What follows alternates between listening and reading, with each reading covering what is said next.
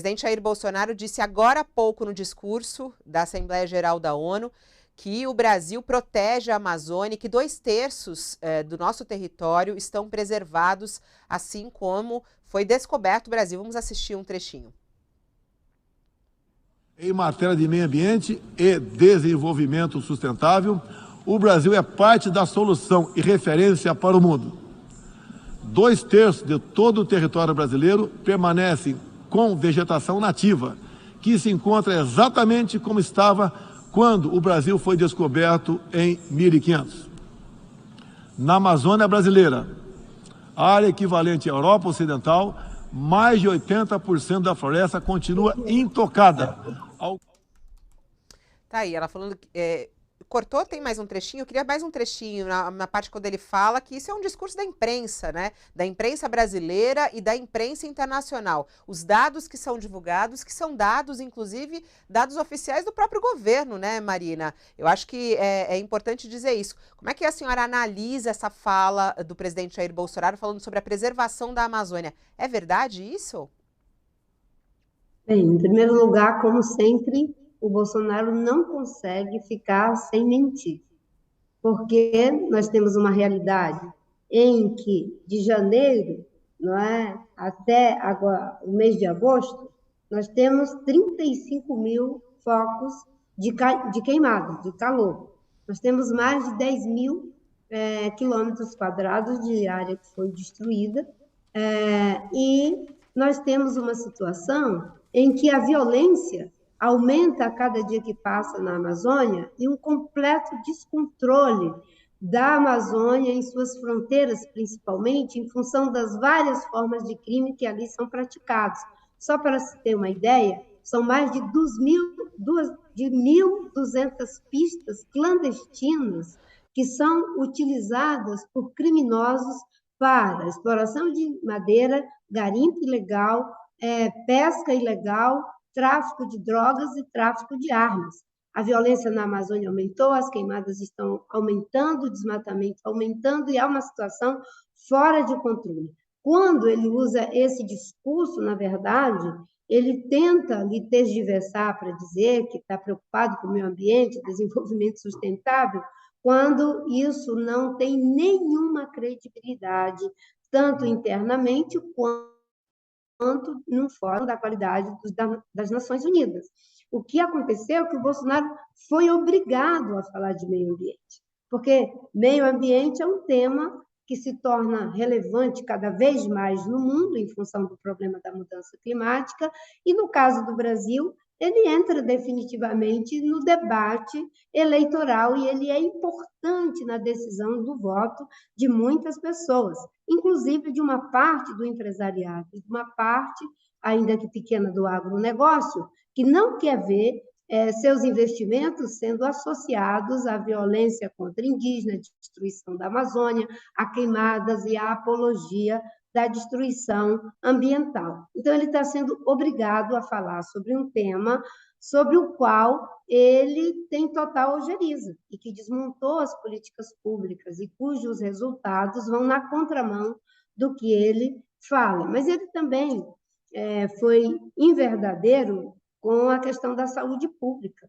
Nós estamos chegando a 700 mil mortes em função da Covid. Não houve uma busca ativa por vacina, não houve incentivo ao isolamento social.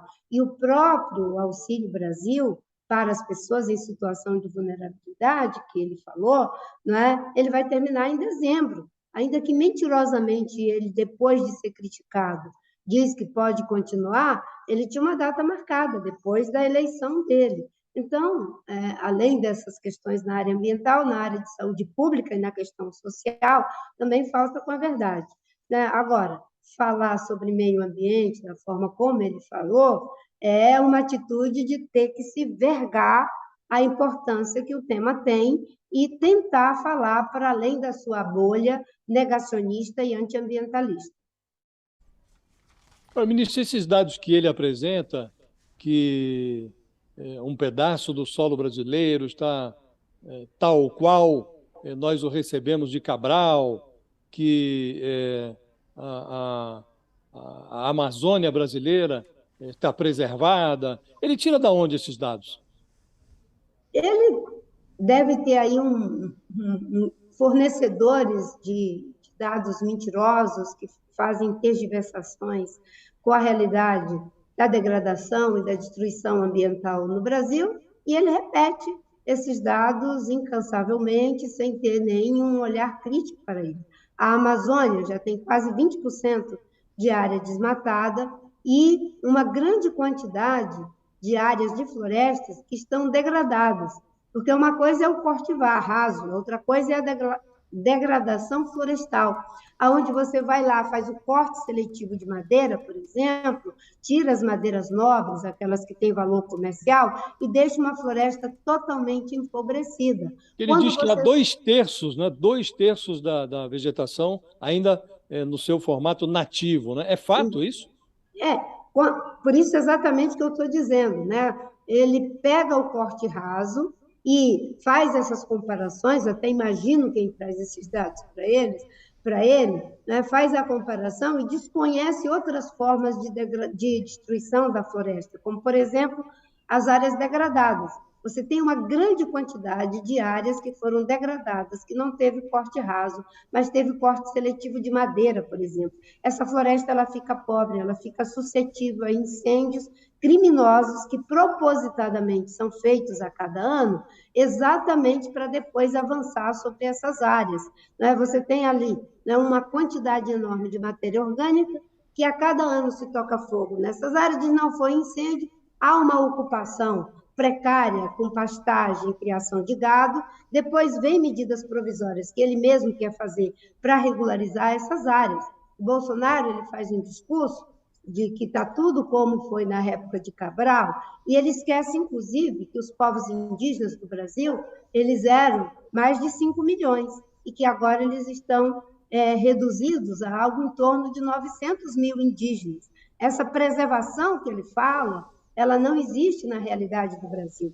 Na verdade, nós temos um grande desafio a fazer, que é a destinação das áreas florestadas do Brasil para formas que a mantenham em pé. São mais de 57 milhões de hectares de floresta virgem, no caso da Amazônia, que precisam ser destinadas para não continuar sendo invadidas, como eu falei, seja por desmatamento ou por corte seletivo de madeira, e a violência contra os povos indígenas. Então, 57 milhões para unidade de conservação de proteção integral, para unidade de uso sustentável e para a demarcação de terras indígenas. Isso é um imperativo ético que precisa ser feito, com o qual o Bolsonaro não concorda, e que, inclusive, eu coloquei no documento que apresentei ao presidente Lula, com o qual ele se comprometeu.